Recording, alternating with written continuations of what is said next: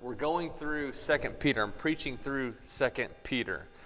I'm going to kind of walk through the passage with you, and then at the end, I'm going to have two kind of take-home points for us. 1 Peter is talking about hope and suffering. 2 Peter, what he does, instead of getting right into the false teachers, as we'll discuss this morning, he reminds them of who they are, the relationship they have with God, and encouragement to grow and appreciate what they have, because there are people that will not appreciate what they have, and they will try to prey on them.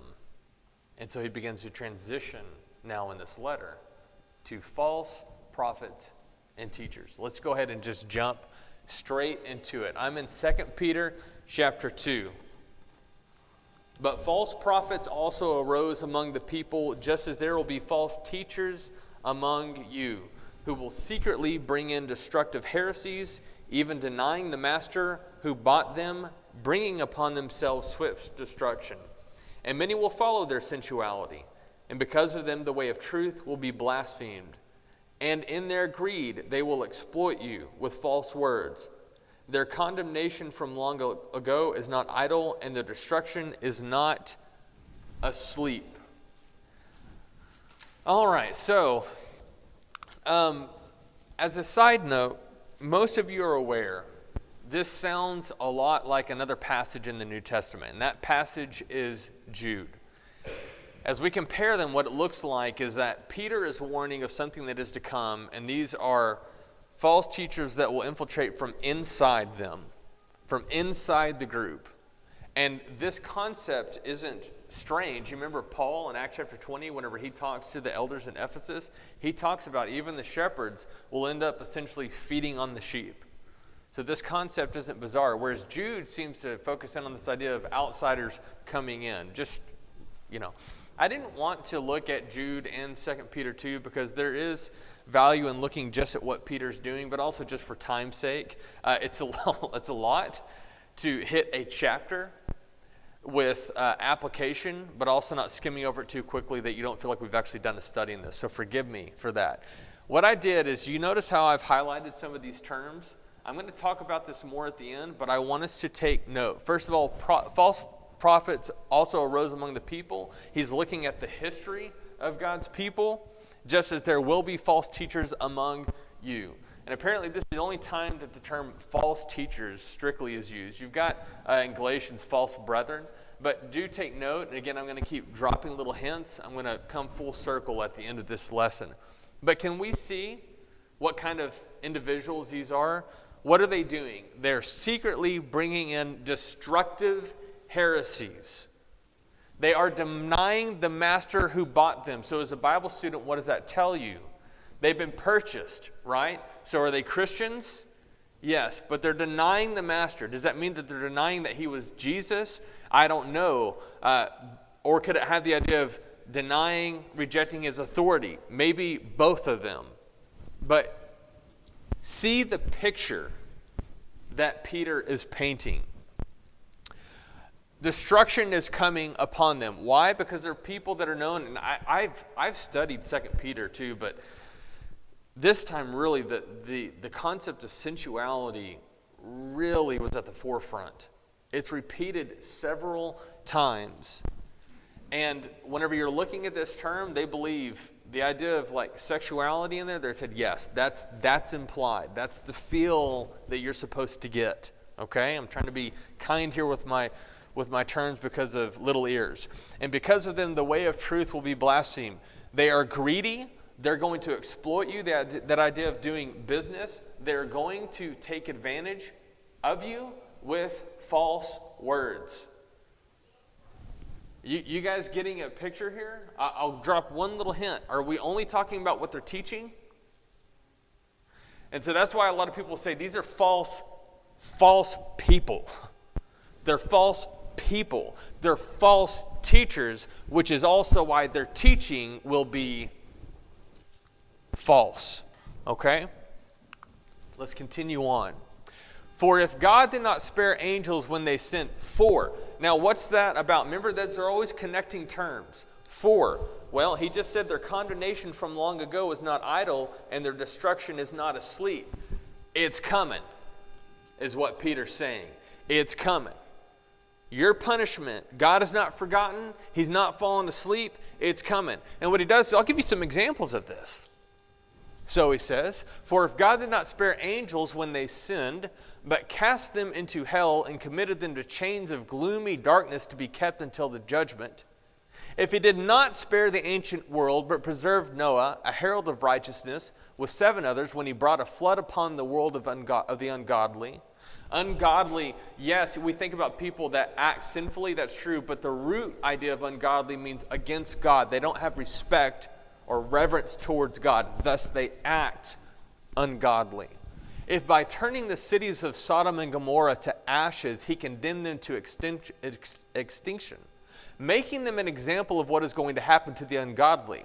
And if he rescued righteous Lot, greatly distressed by the sensual conduct of the wicked. For as that righteous man lived among them day after day, he was tormenting his righteous soul over the lawless deeds that he saw and heard. That one's kind of, as a New Testament student, you go, really? Because when you're reading the old law, and here's one of those little nuggets that you're given, all right? Then the Lord knows how to rescue the godly from trials and to keep the unrighteous under punishment until the day of judgment, and especially those who indulge in the lust of defiling passion and despise authority. Wow. Okay, so there's a lot. And I want to go ahead and mention something. Angels when they sin. Okay, so again, Jude, kind of a parallel passage to this. Jude has some interesting things in it. For example, it talks about the Lord or Jesus, depending on your translation, saved Israel from Egypt. It will talk about a prophecy of Enoch. I'm going to talk about that in just a moment. It'll let us know how there's this bizarre mention of how Michael, the archangel, and Satan are disputing over the body of Moses. What's that all about? I have no clue. I have no clue what that's about. And let me just humbly submit that if you're reading someone and they're real dogmatic about what that is, you're not a dummy. Sorry, can I say that? Sorry, kids, I shouldn't have said that word. You're smart, right? You know the passages. Go and read them yourselves. We're pulling out a lot of something that's not there. Enoch. Okay, there's this other strange thing that happens. And later on in Jude, he will reference a prophecy of Enoch. Enoch, we're going all the way back to early Genesis. I want to bring this up because I don't want to shy away from it and someone come up and say, hey, I was looking into this. Why didn't you mention this? And by the way, some of you are already familiar with what I'm about to bring up. There is what's called the Book of Enoch. And there's a lot of interesting conversation around it. Most everyone does not consider it inspired. There's a couple of sects today that still consider it inspired. But generally speaking, it is not referenced as an inspirational work, okay? But some of the earlier parts of this are believed to have been dated before any of the New Testament writers. So by the 1st century, they had the Book of Enoch, and people were familiar with this. Well, here's what's interesting about that, is that what he does is he gets into this flood scene. And what happens is Enoch says that you have angels come down to this earth, and they know women and make them their wives, and then they have children. And a lot of people believe that that's the explanation of Genesis chapter 6, the sons of God versus the daughters of man. And I only want to bring that up to you because if you're reading this, I don't want you to come up to me one day and say, hey, why didn't you mention that? And so when they come to a passage like 2 Peter chapter 2, it's very yummy and it fits the context because what you have a lot then would be a lot of sexual sin like Sodom and Gomorrah. And then you have the angels that sinned. It's whenever they came and made these women their wives. And so that would fit the context. And also now you've got the destruction of the world. And then you got the sexual sin in Sodom and Gomorrah and then the saving of Lot. And so that's what's going on. I think you need to be very, very careful whenever you're going to the book of Enoch for inspiration, that is, for inspired word of God. So be clear, I'm not saying that. I just wanted to explain what's going on here. What do I think? I don't know. I don't know. What I do know is this. First of all, to be fair, if you didn't have the book of Enoch, I don't think people would connect those dots. Second of all, it's not the point that Peter is trying to make. We have a tendency to get into this kind of stuff more than we do than what the author is trying to make. Peter either knew that his audience would be very familiar with what he was talking about, or he just knew they would get the larger point. But the context and the language does seem to refer to an event or something in the past where angels sinned. Can we just agree on that one? Let's agree on that one for a moment. They sinned. Do angels have law? Yes, they have law, and they can transgress. And there's some really interesting passages in the Bible about that. The point we want to pick up on is they sinned, and there's punishment for them. The point we want to pick up on is look what happened. God, he saved Noah and his family, so he knows how to save, but he also destroyed all living creatures. He knows how to punish. The point is, in Sodom and Gomorrah, they were known for, and it's more than just not being benevolent, not being hospitable. I mean, they were known for their sexual sin, and God punished them for that, but he rescued Lot and his family. That's the point. Punishment has been before, and punishment is coming against such people. Can I make one other side note? There is some doctrine, some incorrect teaching that comes from passages like 2 Peter and 2 and Jude, and they make the point that hell is whenever you cease to be, because Sodom and Gomorrah serve as an example. So they were burned up, they're toast, they're ash, and then that's it. You can understand if you were to isolate 2 Peter 2 and Jude, where you could come to that conclusion, because hey, that's supposed to serve an example of what's to come. But you, like with all things, you got to harmonize all passages. Jesus will talk about people being cast into hell, this place prepared for Satan and his angels, and there's a tormenting day and night. So listen, I don't know everything about hell, but I do know that it's trying to paint a picture, I believe, that is ongoing. Okay? But we not lost the big picture, right? You see the argumentation here. Okay, bold and willful, in other words, these false teachers, they do not tremble as they blaspheme the glorious ones. I'm reading from the ESV. Listen, it's a word for word, but all of them have their challenges. I'll explain in just a moment. Do cross-references to other good translations. You'll get a good full picture. They do not tremble as they blaspheme the glorious ones, whereas angels, though greater in might and power, do not pronounce a blasphemous judgment against them before the Lord. But these, like irrational animals, creatures of instinct, born to be caught and destroyed, blaspheming about matters of which they're ignorant, will also be destroyed in their destruction, suffering wrong as the wage for their wrongdoing. They count it pleasure to revel in the daytime. Revel, that just really quickly, that term, it's like life in the fast lane kind of thing. Luxury, fast living, can be connected to the idea of drinking and it's just going for it. No restraints, okay? They count it pleasure to revel in the daytime. They are blots and blemishes, reveling in their deceptions while they feast with you. They have eyes full of adultery, insatiable for sin. They entice unsteady souls. They have hearts trained in greed, accursed children. Forsaking the right way, they have gone astray. They followed the way of Balaam, the son of Beor, who loved gain from wrongdoing, but was rebuked for his own transgression. Which, by the way, I read over that again this week, and I can never help but laughing. How he's talking to a donkey, and he just talks to the donkey like it's just another day. But anywho, okay. But was rebuked for his own transgression. A speechless donkey spoke with human voice and restrained the prophet's madness. So he continues to go on to describe these people. What's this deal with bold and willful, that is the false teachers, tremble as they blaspheme the glorious ones. And some will add the word angels. It's not in the Greek. Or dignitaries, your translation may say. Okay, so I believe what he's referring to here are angelic beings for two reasons. The context, because angels have already been brought in. He's going to say, whereas angels, verse 11 seems to be a contrast here. And also, when you look at Jude, verses 8 and 9, making these same points, says, yet in like manner these people also relying on their dreams, defile the flesh, reject authority, and blaspheme the glorious ones. But when the archangel Michael, contending with the body of Moses, he did not presume to pronounce a blasphemous judgment, but said, the Lord rebuke you.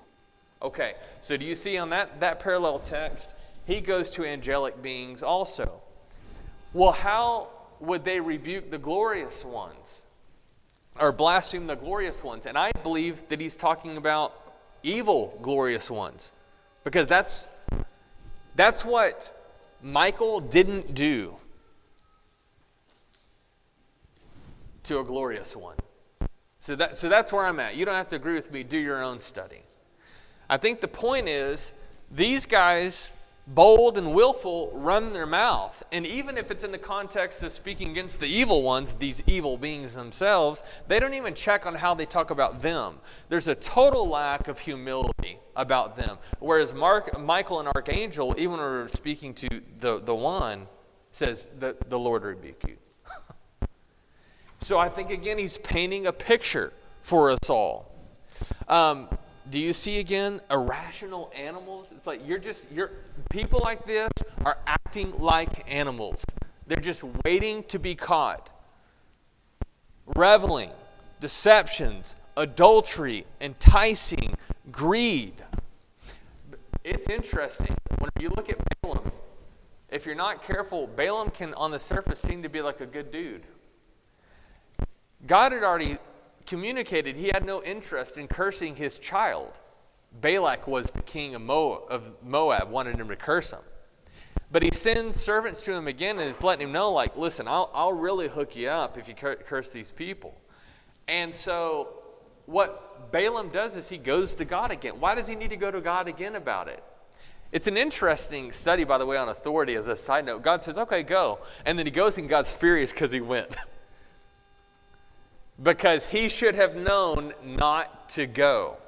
Whenever you get into these other passages, you continue on in Numbers, and then a really interesting comment made in Revelation chapter 2:14 about it, you find out that this guy's work was not done, Balaam, and he ends up putting a stumbling block before the Israelites, and they end up fornicating with these foreign women because of his encouragement. Ugh. Okay. These are waterless springs in mist. This is the last portion of this chapter. These are waterless springs in mist driven by a storm. For them the gloom of utter darkness has been reserved. For speaking loud boasts of folly, they entice by sensual passions of the flesh those who are barely escaping from those who live in error. They promise them freedom, but they themselves are slaves of corruption. For whatever overcomes a person, to that he is enslaved. For if after they have escaped the defilements of the world through the knowledge of our Lord and Savior Jesus Christ, they are again entangled in them and overcome, the last state has become worse for them than the first. So whenever someone tells you anyone that seems that they've fallen away were never really faithful to begin with, that's again not in harmony with yet another passage. By the way, penned by Peter. We can even just stay in his writings. What the true proverb says has happened to them. The dog returns to its own vomit. So now it's quoting from an Old Testament passage, kind of a proverb. And the sow, after washing herself, all clean, returns to wallow in the mire. So let's talk about these guys just briefly, these false teachers. What are they like? Well, they're like, the woman in John chapter 4, she comes to Jacob's well, and here's what you get when you find Jesus Christ. You just get life abundantly, water overflowing, the fountains of life. When you come to a false teacher, it's like they look inviting, Imagine being in this parched land and you've been traveling and you see the well and you lean your head over and it's what? Empty. The land needs to be watered and you see the dark cloud coming and you're thinking, oh, this is wonderful. Here it comes. We're going to be blessed. And the wind just pushes it away and it leaves you with nothing. Peter says, you can just keep on drifting into the gloomy darkness, by the way. Very promising. He said, at the end of the day, deliver absolutely nothing. They're speaking loud boasts of folly. They speak ignorantly. They entice by sensual passions of the flesh those who are barely escaping for those who live in error. In other words, there are people who have come into the kingdom, but they're still struggling with the world. And men like this, what they will do, is they'll see the weak sheep, and they'll isolate the sheep, and they will prey on them by sensuality. And you know what he's talking about. These are bad dudes.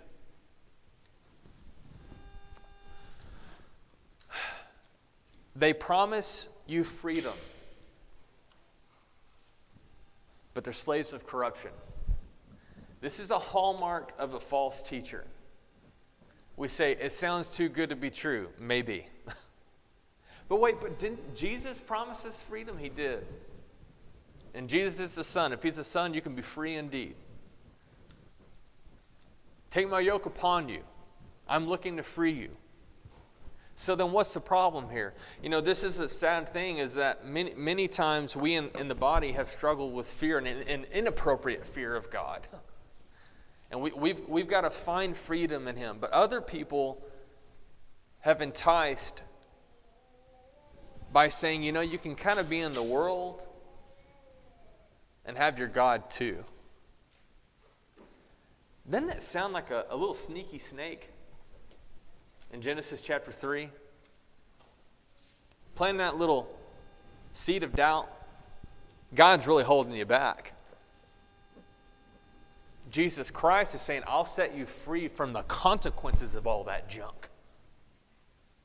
And I'll show you what true freedom looks like.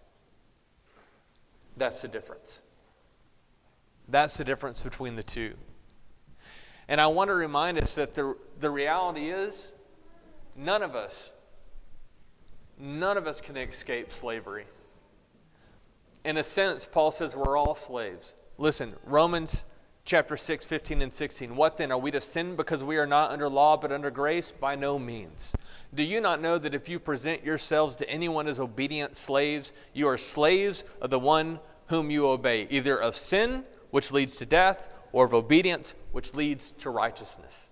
I'm a slave. You're a slave. But who's your slave master? That's the question.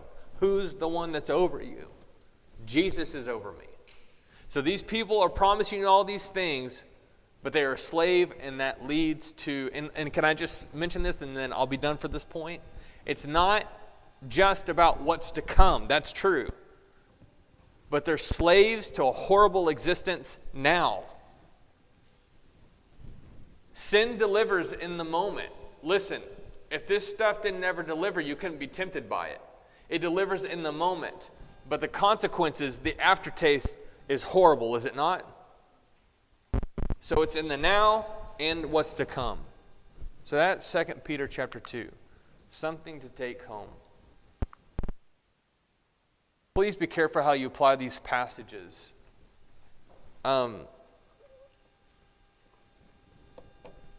I love Rod. He came up. He said, I have a question. Are you going to address,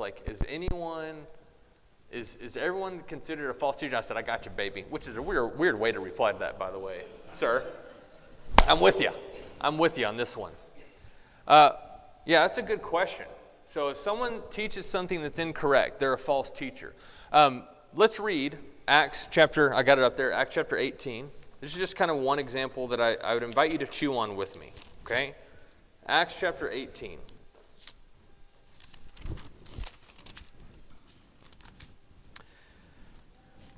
Brethren, I'm in verse 24. Now a Jew named Apollos, a native of Alexandria, came to Ephesus. He was an eloquent man, competent in the Scriptures. He had been instructed in the way of the Lord. And being fervent in spirit, he spoke and taught accurately the things concerning Jesus, though he knew only the baptism of John. He began to speak boldly in the synagogue. But when Priscilla and Aquila heard him, they took him aside and explained to him the way of God more accurately. And when he wished to cross to Achaia, the brothers encouraged him and wrote to the disciples to welcome him.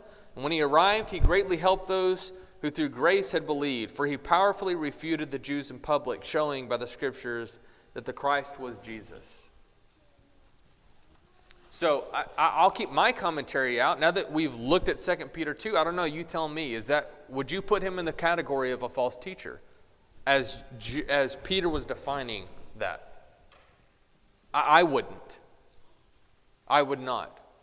I was a little discouraged because this has actually caused some discussion sometimes among brothers and sisters. And I was reading an article this week. Doesn't matter who it was. It's just I want to share with you this one person's thoughts on it. And they said, I really don't see the value of having this discussion.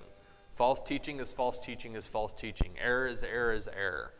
So, I mean, it's great if they were sincere. Maybe they can be reached with truth. But it's all going to harm you. And if you don't stop it, look what it can turn into. It does matter. It does matter. Because you need to know your audience and who you're talking to and how you're dealing with them. Did Jesus treat everyone the same? He did not.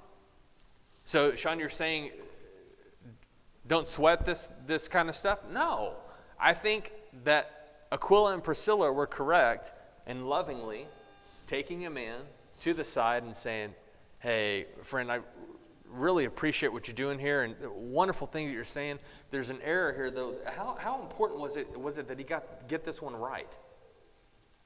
Now, let me tell you, you think if you could take one of those people presented in 2 Peter 2 and you say, hey, I just want to let you know, you were preaching the baptism of John, but it's baptism in Jesus' name. Would you feel comfortable now for them preaching for you?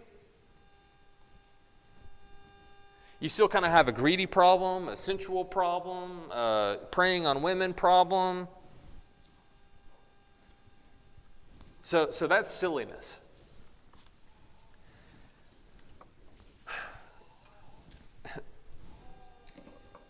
You know, I've been wrong on some things. I pray God's mercy upon me. And I look and I go, what's the next thing I'm going to figure out that I was innocently wrong on?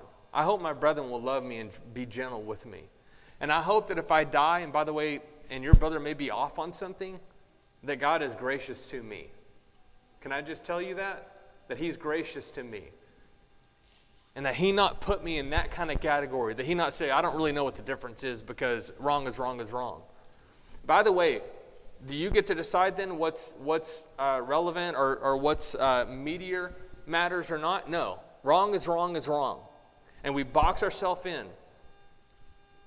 I was chewing on this with another brother, and I one point in particular, he said that hit home. He goes, you know, make sure to tell anyone, the new convert, don't talk to anyone about Jesus because they could say something wrong. And then we're going to have to mark them.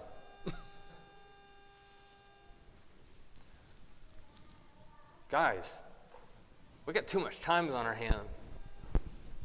Let's be careful. Careful how we treat one another. Be patient and loving, but also, pay attention. Pay attention. Is that fair enough? All right, God bless you. Listen, this isn't fun stuff. It's not supposed to be fun stuff. But Peter was having to hit it because he loved these brethren, and we love each other. So let's keep our eyes open. Does God care about the motive? Yeah. God bless you this week as you continue to grow and study in his word. Hey, guys, remember, we're not intellectual Christians. We love the word, but we worship the word. We're striving to be like him.